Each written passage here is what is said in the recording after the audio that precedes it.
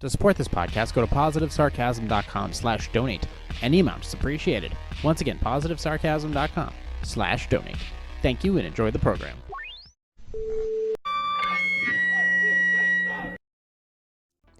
Jay here, positivesarcasm.com, recorded here from the Spare Parts Studio alongside New Hampshire's beautiful seacoast.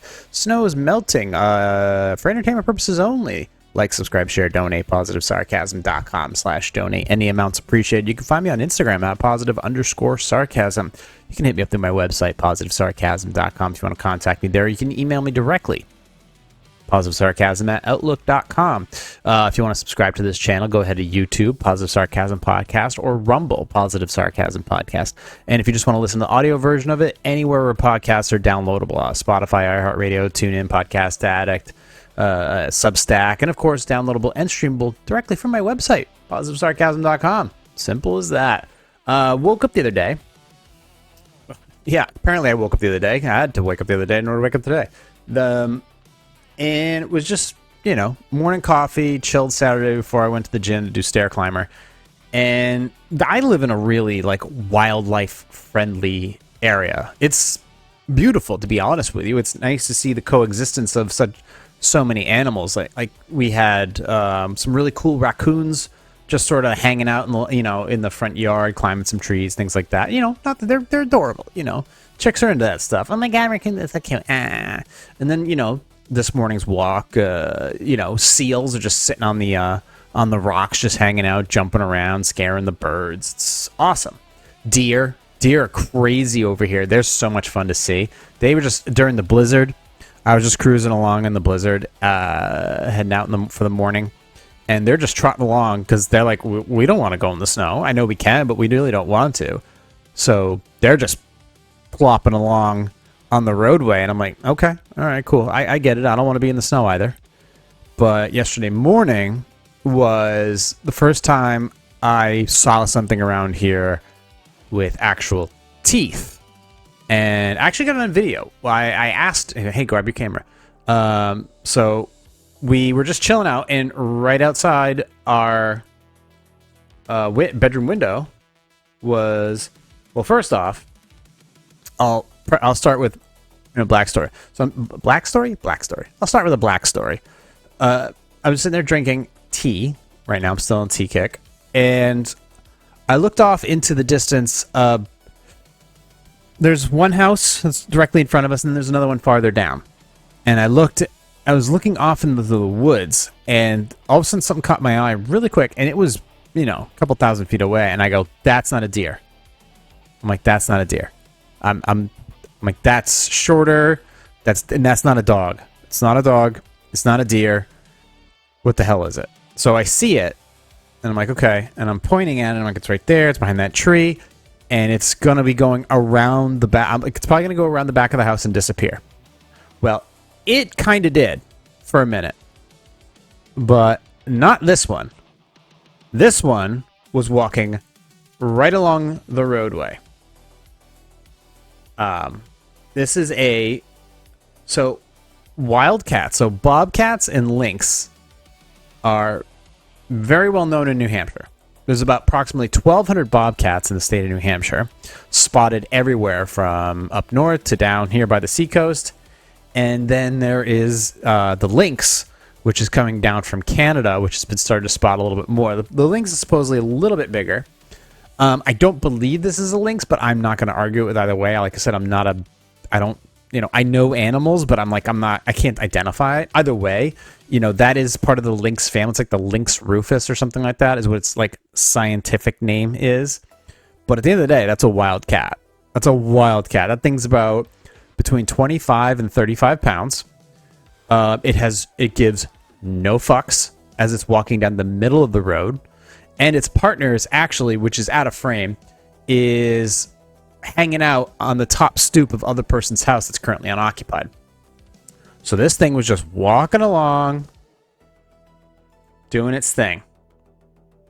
Just basically, if you want to check it out, you just watch the. If you usually just listen to this podcast, just go ahead watch the video version of it. But he's just completely chill in the middle of the road. It's probably about 7 o'clock in the morning, and He's just like, yeah, this is my road right now, like the Purge. Very, very interesting that the wildlife, but here's the thing is, that concerns me because that thing will fight if needed. If necessary, that thing will fight. And I have a 55, 60-pound plot hound here that is a chaser. It's a hound. It's designed to hunt. It's designed to chase, given his name. However, he will back down from anything that stands its ground. So the question is how hard... Like, a deer runs. Deers run. Raccoons run. Groundhogs run. Skunks won't. Skunks don't run. So the one time he faced a skunk, once the skunk stood its ground, face first too, by the way, didn't have his ass towards him, face first, he stopped. He did not continue to attack. Well, he never attacked at all. He just ran after it, and then the thing went, hey, I don't think so. And he went, all right, cool. Possum, once the possum gave up the fight, he stopped. So he's never killed the possum, he's never killed a skunk. That would be concerning, though. The question is that would that thing advance on him, given the fact that... So, a regular cat, you try to hurt a regular cat, that thing will scratch the shit out of you. I mean, you will kill it. But now we're talking about something that is twice the size, almost 3 times the size. It's got a lot more power, and it is designed to murder, just like a regular household cat. And household cats are murderers, but this thing is powerful. So it can absolutely do some damage to my good boy. But I don't think they would get into that fight, because I think ultimately the Bobcat, or Lynx, I'm not sure which one it is, would stand its ground. Or just scurry off. But ultimately I would have to go retrieve my boy and bring him back. The question is, though, if I picked him up or dragged him away, is the cat going to advance? Because mountain lions will advance. Bobcats, I don't know. Ultimately, I think they just kind of stand their ground and they kind of scurry off into the woods.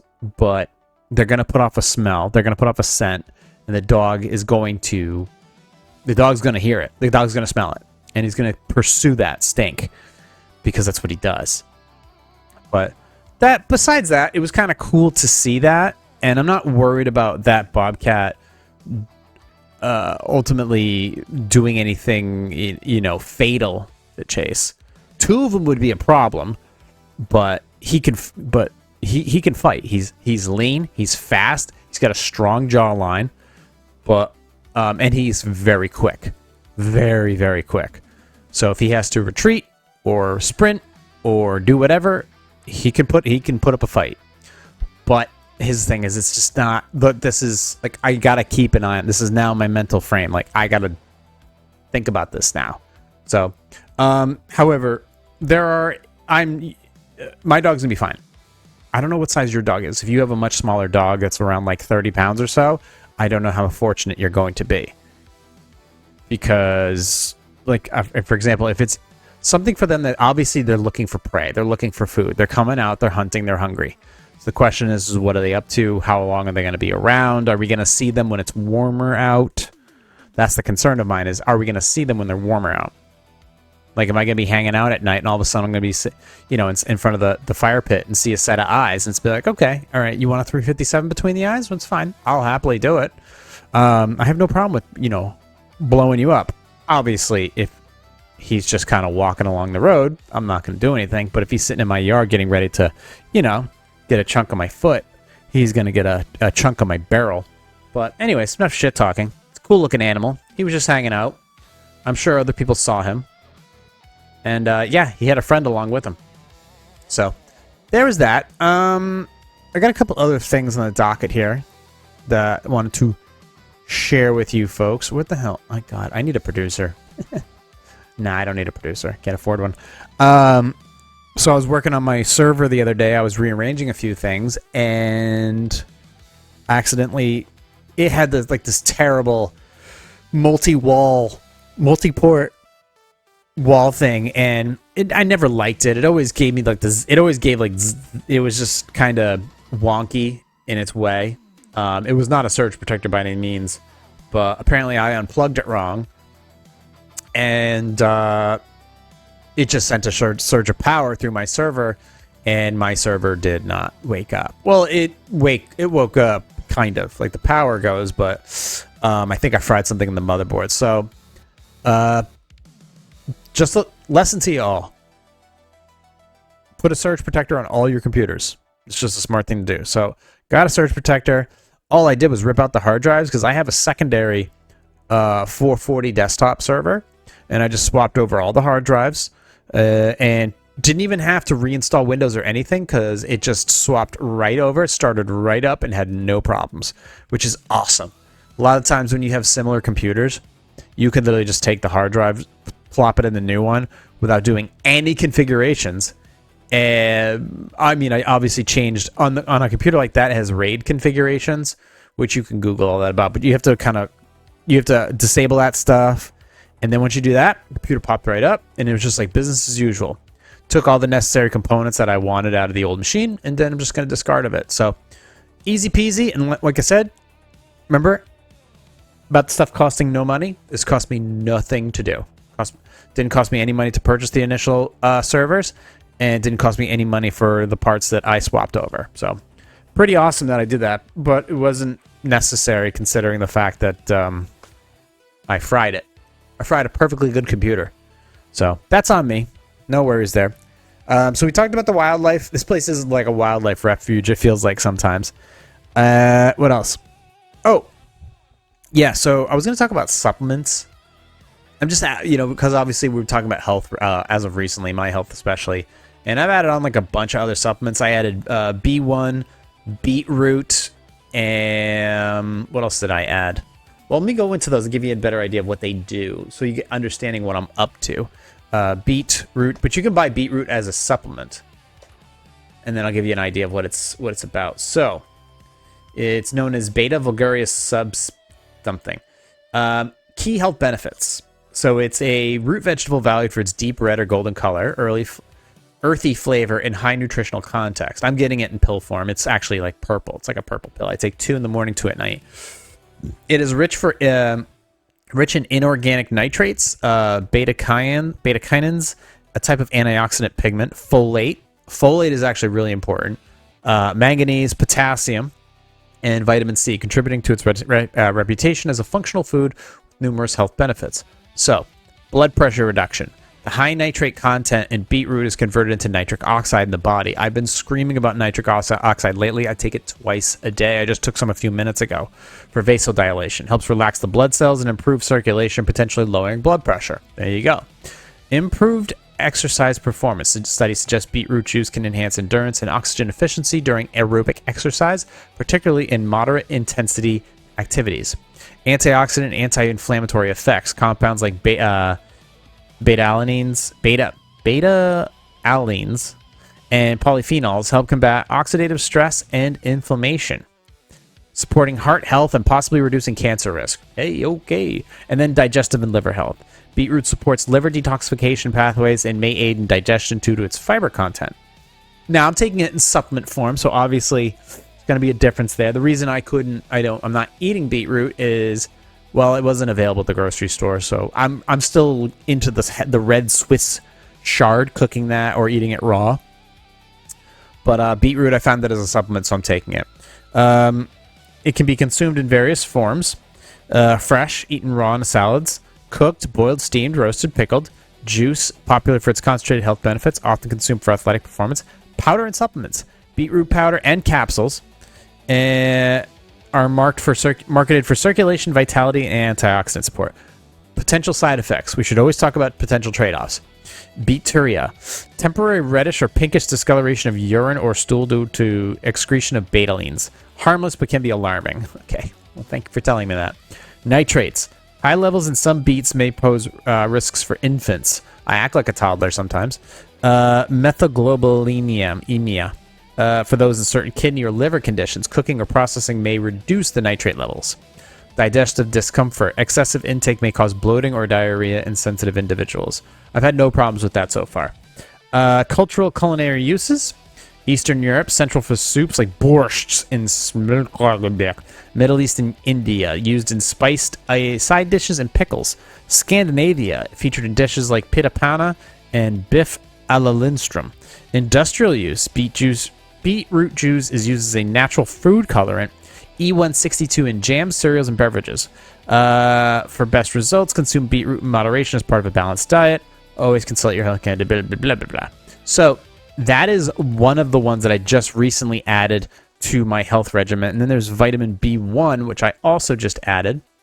And that is a water-soluble vitamin B, essential for converting carbohydrates into energy, supporting nerve, muscle, and heart function, and maintaining overall cellular health. It is one of the first vitamins identified as critical for brain and energy metabolism. Recommended daily intake, 1.2 milligram daily, pregnant or lactated, blah, blah, blah. Key food sources, natural sources, pork, beef, fish, whole grains, legumes, beans, lentils, nuts, seeds, sunflower, green peas, and yeast. Fortified foods such as enriched breads, cereals, rice, infant formulas, fruits, generally low in thiamine. Few fruits contain significant amounts. Deficiency symptoms. Deficiency can lead to, in B1, mild to moderate weight loss, confusion, memory loss, muscle weakness, fatigue, and reduced immunity. Severe deficiency. Beriberi, causing peripheral neuropathy, heart failure, and fluid retention. And Wernicke-Korsakoff syndrome, neurological damage with confusion, ataxia, and memory loss, especially linked to alcohol abuse. Supplements and uses. Available as a thiamine mononitrate, thiamine hydrochloride, or benfotiamine, a more bioavailable form. Used to treat or prevent deficiencies, especially in people with poor diets, alcohol dependence, HIV/AIDS, gastrointestinal disorders, or undergoing hemodialysis. It is FDA approved for treating Wernicke encephalopathy and infantile beriberi. Important notes: thiamine is not stored in large amounts. Daily intake is essential. Cooking, processing, and water leaching can reduce the thiamine content in foods. High dose supplements are generally safe with excess excreted in urine. Thumbs up. So I've been doing that. I just got the nitric oxide back. I'm actually really glad. The nitric oxide booster that I get is way better than just taking the arginine, because now I get the L-citrulline back into me, and it's done an excellent job. Tea-wise, I'm still tea on crazy. I actually did have a little bit of coffee today, but it was just a mild sip. So I'm having one of my things that I totally recommend that if you don't want coffee with cream, you can have tea with cream. The problem is that some teas will curdle the milk instantly. So perfect example is blackberry with zinc will curdle cream. A lot of fruit-based ones or peach with ginger will curdle the tea. The raspberry will curdle tea, although that's the one that's the most delicious. Normally they say it's the heat, like the hot water, that will curdle it, but I find that some don't do that. However, I do let it cool down a little bit. I actually foamed it today. But I think the best tea you can have with cream, in my opinion, is chamomile. Chamomile in its standard state, like just regular old chamomile, or chamomile with vanilla, like vanilla honey or whatever. That one's fantastic. And then you get like I think it's Massimo. They make like a foamer. Oh, no, it's Nespresso. Nespresso makes that foamer. You put it on. It's basically a container. You put it on top of this station pad, and then you just hold the button down, and then it cold foams it. And then if you press it again, it heats it up, and then continues to swirl it and make it foamy. And then pour that on top of your chamomile tea after you've taken the bag out, and some of it will filter down and clean up the rest of the tea and make it all nice and white, and then it will leave a nice foamy top. It's delightful. And obviously I recommend Chobani. Chobani makes the vegetable creamer, which is, I'm sure it tastes good, but I like the real milk creamer version of it, the real dairy creamer of it. And they make the regular sweet cream, but they also make like the cinnamon toast crunch type one, which is just remarkable. Absolutely remarkable. And that one, to me, those two, or the sweet vanilla, either way, those ones are perfect for the top of like chamomile tea. It's just amazing. But for me, if you do chamomile tea and cream, you're taking a nap. You're drinking that and you're taking a nap. It's so good at inducing sleepiness. Unfortunately, like teas with theanine in it are generally made like out of wildflower. They made like some type of wildflower, and they curdle the tea, which is unfortunate because some flavors go really well with cream, but they just end up curdling the milk. So yeah, there you go. So that's my supplements, and then some of the things I've been changing out. I also finally got my weight scale back. I'm at 181 pounds. Well, I'm probably a little bit less than that, considering I did the weight after I went to the gym. So I'm probably just teetering around like 179 if I really clean it up. So there's that.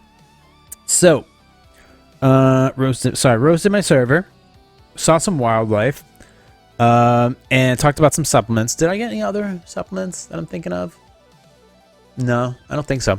All right, so I want to get into this article. The main reason we are gathered here today is the United Kingdom, which I fucking they continue to do the dumbest shit. Actually, before we get to that, I was doing some watch stuff, quick watch thing. I bought a watch on like an Oyster watch. I'll show you what an Oyster watch is really quick. So the Oyster watch band. I'm replacing the watch bands on a bunch of my timepieces, and on my Tissot, I finally wanted to go back to a metal bracelet. So I got one of these. This is an Oyster, or they also call it the Presidential, and it's basically got the lugs on the outside, and then it's got the main piece in the middle. It's not two-tone, it's just straight stainless steel, and it's a three-piece construction. It's very simple. It's heavier, more substantial. It's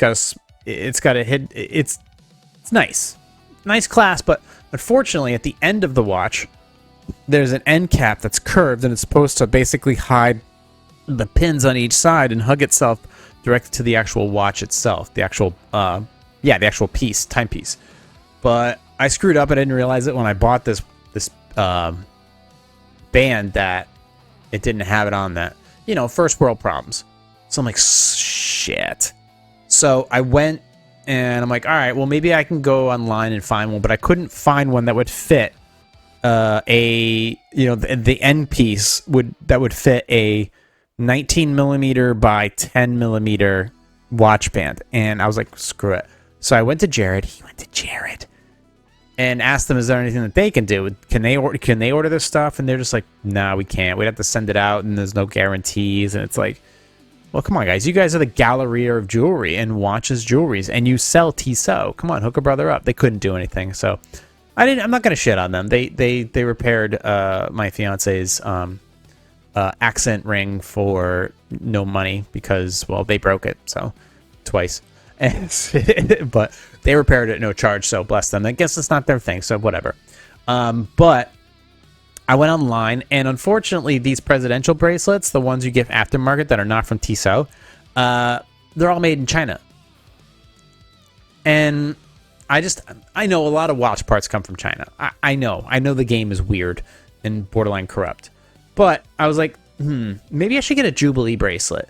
Jubilee bracelets are very well known for being on Rolexes, and they're just gorgeous. They're gorgeous bracelets. So a Jubilee bracelet has a 5-piece construction. So it's not just two ends and then metal in the middle. This one is 5. It's got the two ends and then three different sections in the middle. And they call that the Jubilee. And it's very dressy. It's one of the most sought after watch bands. Rolex uses them constantly. You got the option of the Oyster Perpetual. Is it the Oyster Perpetual that they call it? Well, the presidential band or the Jubilee. And the Jubilee is highly popular. So I'm like, screw it.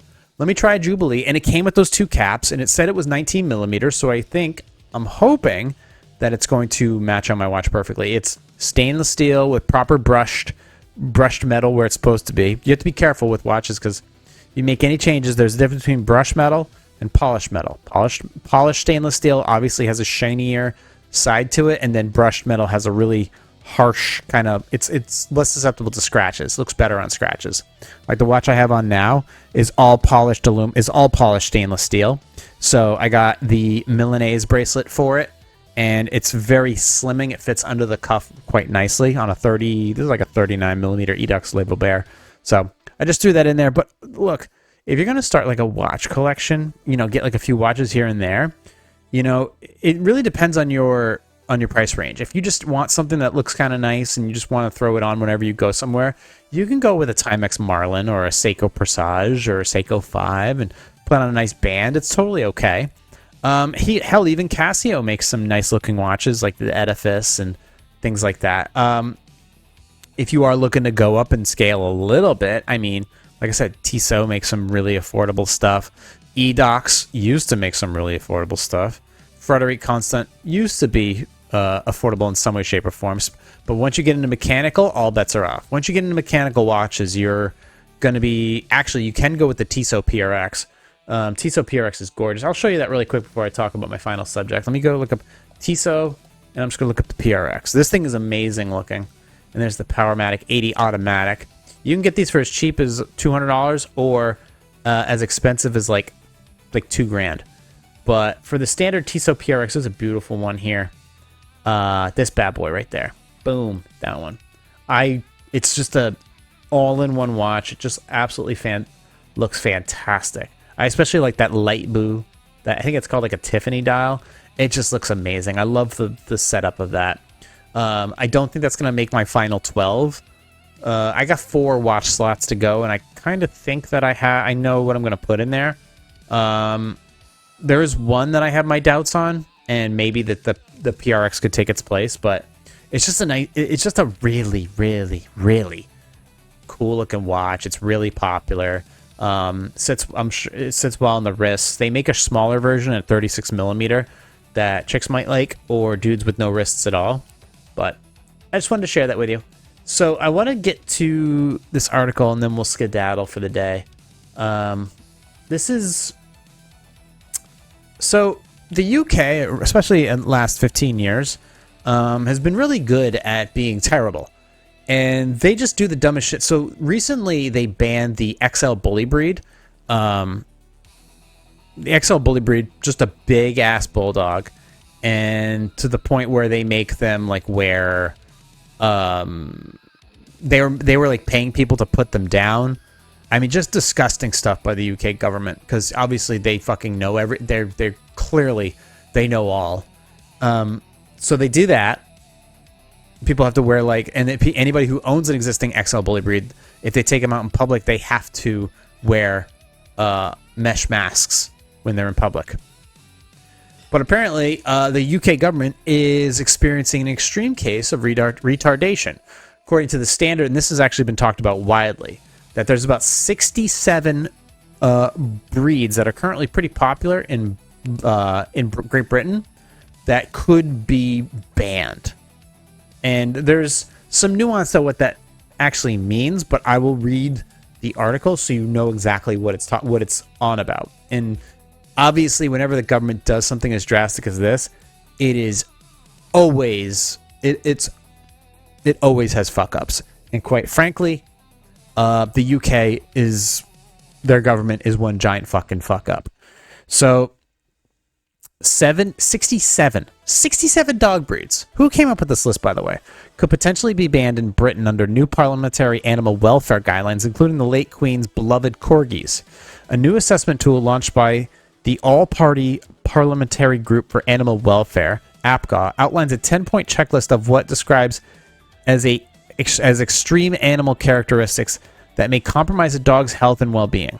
The checklist features traits such as short noses, flat faces, excessive skin folds, drooping eyelids, mottled coloring, and bulging or outward turning eyes.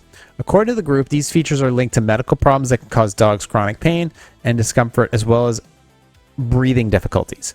The assessment also raises concerns about breeds with shortened legs, including the Dachshund, which can be prone to spinal deformities and joint problems. First of all, Dachshunds are one of those dogs that can live to like 15 years and live a full 15 years rather well. I know that they're big old sausages, but ultimately they actually live very good lives when they're taken care of. Okay, but let's move on from that. Although the guidelines are currently voluntary, it is expected they will become law in the next 5 years. However, critics have warned that the criteria may act as a blunt tool, potentially labeling many popular breeds as inherently unhealthy. They argue as many as 67 of the UK's most common dog breeds could automatically fall under this classification. This is dystopian shit. I mean, when we start... The ongoing debate highlights growing concern among veterinarians and animal welfare groups over breeding practices that prioritize appearance over health. That I understand and that I do agree with. A lot of times, like puppy mills and things like that, these dogs, some of these dogs maybe shouldn't exist or maybe shouldn't be as popular as they should be, but we continue on. Beverly Cuddy, editor of Dogs Today magazine and founder of Union of Good Dog People, which promotes ethical breeding practices, told the Times, "We need proper nuanced tests that don't throw the baby out with the bathwater, or we're going to lose Britain's most beloved breeds in the blink of an eye." Well said. It's going, quote, "It's going to be the most shocking thing to happen to dog lovers in this country. People will rightly be outraged at being told they can't have the dogs they want. It's madness. I think the late Queen would have been very upset by this proposal." Once again, the late Queen owned corgis. Corgis can be, they can live long times too. Generally smaller dogs like corgis and dachshunds, things like that, they, live well into the teen years if well taken care of. Hell, I remember in 2021, I remember chasing a fucking dachshund that was definitely in its tens. It was definitely in the teens years of its life. And this thing was blasting down, I think it was 125. And me and one other guy had to chase to catch up with it. This thing was flying. So it was clearly in good shape. If approved, the following dog breeds could be banned in the UK. Affenpinscher, American Cocker Spaniel. Really? The American Cocker Spaniel? That's the one you should be concerned about? Australian Cattle Dog, Australian Shepherd, the Basset Hound, the Basset Blue, the Basset Fauve, the Beagle. Love beagles. Bergeron, Bergamasco, the Bloodhound, Border Collie, Boston Terrier, Boxer, Brocco, Brittany, Brussels Griffon. The Brussels Griffon. You're going to ban the Brussels Griffon. Bull Mastiff, Bulldog, Cairn Terrier, Cardigan Welsh Corgi, the Cavalier King Charles Spaniel, one of the most adorable, beautiful dogs on the fucking planet. Absolutely gorgeous. The fact that Spaniels are on this list absolutely disgusts me. I love Cocker Spaniels. They're so awesome. They're so cute. And they can be such lovable fucking couch pillows. Cavalier King Charles Spaniel, the Chesky Terrier, the Chihuahua, the Chow Chow, the Clumber Spaniel, the Dachshund, the Dondé Terrier, the Dogue de Bordeaux, the French Bulldog, the Glen of Email Terrier. Yeah, I'm going to go through all of these. You need to know how fucking retarded the UK government is. The Grand Basset, the Great Dane. Great Danes definitely don't live very long. Japanese Chin, the King Charles Spaniel, the Lancashire Heeler, the Lhasa Apso. I wonder what that is. The Mastiff, the Moody, the Neapolitan Mastiff, the Newfoundland. I like Newfoundlands. Norfolk Terrier, Norwich Terrier, Old English Sheepdog, the Pekingese. They're ugly. Pembroke Welsh Corgi, Petite Basset, the Polish Lowland, the Pug. The Pug obviously has been, bred. Those things don't, but they do live. They can live a long time. Where was I? Pug, the Pure Mastiff, the Pure Shep, the Rough Collie, the Schipperke, the Scottish Terrier, the Sealyham Terrier. It's named after Scotland, and you're banning it? The Shar-Pei, the Shetland Sheepdog, or the Sheltie, the Shih Tzu, the Skye Terrier, the Smooth Collie, the Spanish Water Dog, the Bernard, the Staffordshire Terrier. The Staffordshire Terrier is fucking stupid. There's no health problems with Staffordshire Terriers. Nothing. They don't like them because they are reminiscent of the pit bull. And even if it was the pit bull, it doesn't make a difference. They just don't like them because they're muscular, aggressive-looking dogs, when in fact they're fucking couch potato babies. That's why it's on there. There's no health problems with the Staffordshire Terrier. None. The Sussex Spaniel, Swedish Valhund, the Tibetan Mastiff, big boy, the West Highland White Terrier. 67 fucking dogs that are on this list, possibly to be banned. And ultimately what it's going to do is it's going to crack down on breeding practices, and ultimately, I guess people can still take care of them, but this seems like it's going to get out of control. So the way this legislation is built is a lot of times legislation is introduced, And then some people get their greedy little fucking fingers in it and start putting in their own little things that benefit them and blah, blah, blah. And here's the problem is that country, the UK, is got a immigration problem. And a lot of them come from these countries that are rather Islamic. And a lot of the Islamic culture does not do well, stereotypically, with dogs. So if they, and here's the thing, a lot of them sit in parliament. And if they start getting their little fucking grubby hands on this situation, it could be more than just, we're just going to crack down on, improper breeding practices, to basically saying these dogs are not allowed at all because it's haram. It's unclean. Motherfucker, you come from countries that don't even have showers, and you're going to talk to me about my dog being unclean? My dog smells like floral corn chips, okay? There's nothing better than that. Flowers and corn chips. You smell like you've been in a fucking cave for 2 years. The American Cocker Spaniel, you're going to ban the American Cocker Spaniel. Really? My last Cocker Spaniel, chocolate cocker, Snickers, loved him to death. Fucking dog lived 16 years. 16 years. Could have lived longer, to be honest with you, but 16 fucking years. And you're going to ban him. So this is my problem. The UK, I'll be honest with you. The UK, it's a dump. Like, there are some beautiful places out there in the UK. Anywhere where Jeremy Clarkson goes, it's going to be a beautiful area. But ultimately, it's becoming a shithole.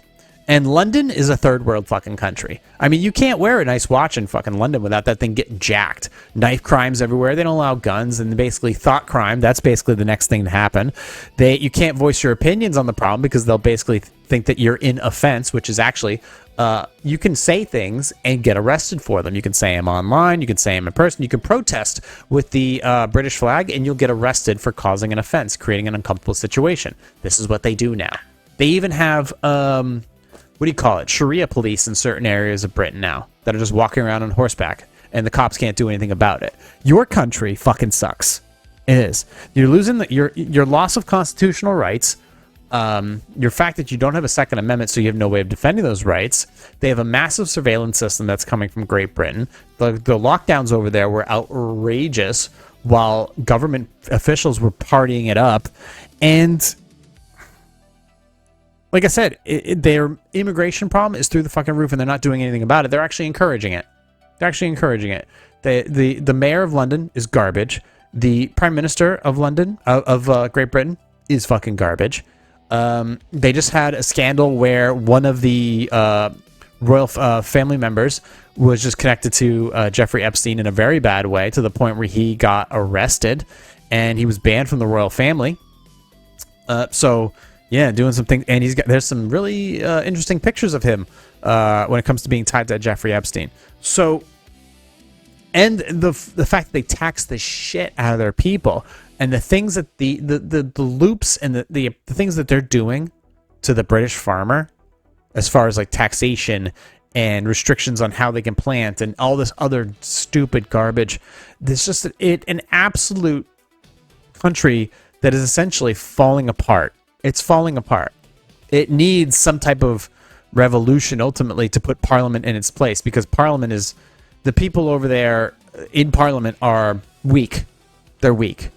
Unfortunately, they can't do anything. I don't know if it's the way Parliament is set up, or quite frankly, just who's gotten into Parliament. Essentially, it's been affected. Like Dearborn, Michigan. Like Dearborn, Michigan's got a shit fucking mayor.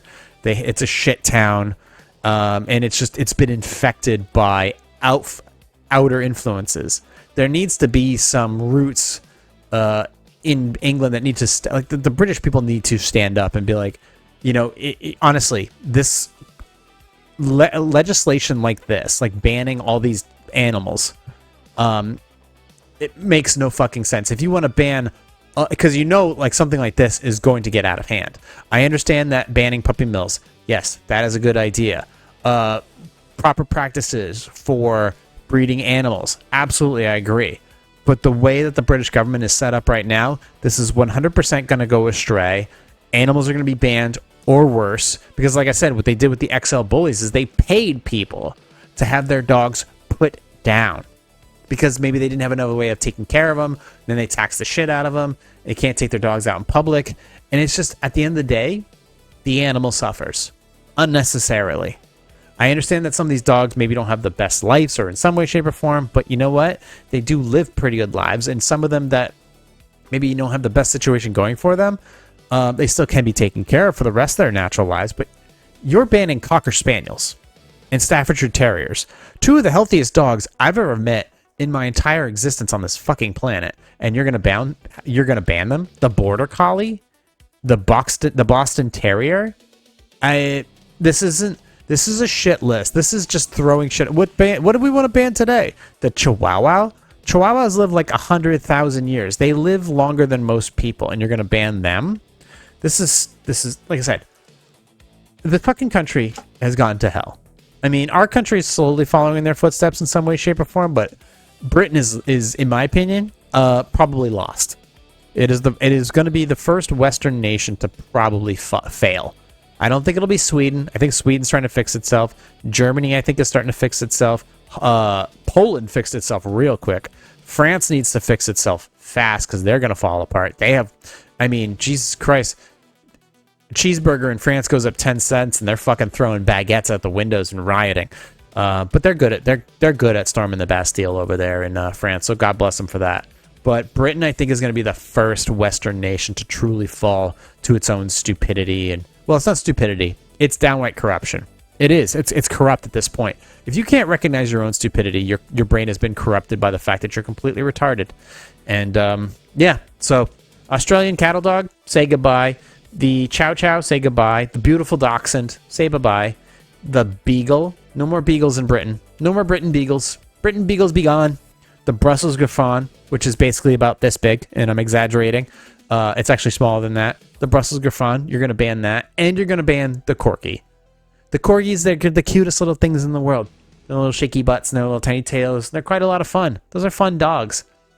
Fun dogs. My buddy who lives in Washington State, another shitty fucking state, they just passed legislation for a fucking income tax there. Fantastic. Good job on that one. He's got a little corgi there. Really cool corgi named Cowboy. He's fucking awesome. But yeah, you're gonna ban these things? Good luck. You're a shit country. I've got no respect for you. I'll never fucking visit you. You're garbage. Your leadership sucks. If you burn down, I'm not surprised why. In the meantime, you can find me on Instagram at +_sarcasm. You can hit me up on my website, positivesarcasm.com. Email me directly, positivesarcasm@outlook.com. You can also, find this podcast anywhere podcasts are downloadable and available audio-wise. And, of course, the video version of this podcast is on Rumble at Positive Sarcasm Podcast. That seems to be where it has the most traction. And, of course, you can get it on YouTube for the fuck of it, Positive Sarcasm Podcast. Like, subscribe, share, donate. PositiveSarcasm.com/donate. Any amounts appreciated. In the meantime, I'm hungry. In the meantime, thank you for listening, watching, and subscribing. And I'll catch up with y'all next week. Recorded here from the Spare Parts Studio, alongside New Hampshire's beautiful seacoast. For entertainment purposes only. This has been a Positive Sarcasm presentation.